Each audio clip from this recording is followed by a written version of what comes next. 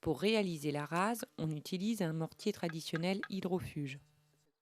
Le premier rang doit être posé de niveau afin de vérifier l'alignement et l'horizontalité du Technibloc, ce qui garantit la rapidité et la qualité de la mise en œuvre.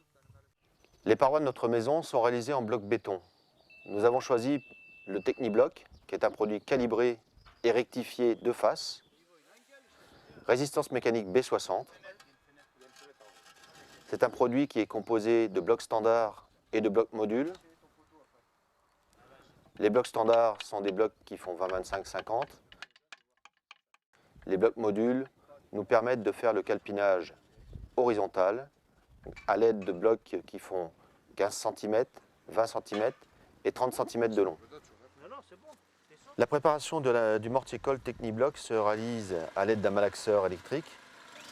On rajoute au sac de poudre Technibloc 7 à 9 litres d'eau afin d'obtenir un mélange homogène. Avec un sac, on couvre à peu près 18 mètres carrés de parois. Voilà.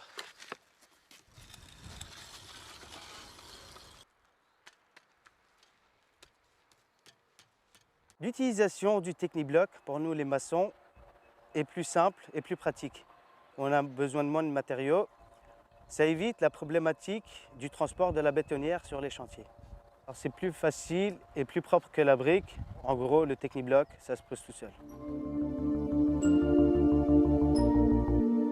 Toutes nos réalisations Maisons de l'Avenir sont faites aujourd'hui en bloc béton, même nos maisons BBC. Et là, avec l'intermédiaire de TPM, ils nous ont proposé de tester un nouveau parpaing, donc le Technibloc. L'avantage de ce produit, c'est qu'on utilise une colle Technibloc. Elle nous permet donc de plus de stocker de sable sur nos chantiers, d'économiser de l'eau et donc d'éviter aussi d'avoir la bétonnière. Et donc au niveau de l'environnement, ça nous permet d'avoir aussi des chantiers très très propres. Et ça nous permet aussi d'avoir des joints beaucoup plus minces et d'éviter donc sur l'enduit de voir apparaître les spectres.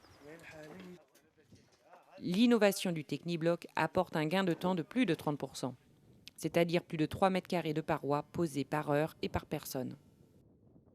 Une fois isolés, les murs auront une résistance thermique de 3,75. Rendez-vous dans notre prochaine séquence pour la réalisation du plancher intermédiaire et des pignons.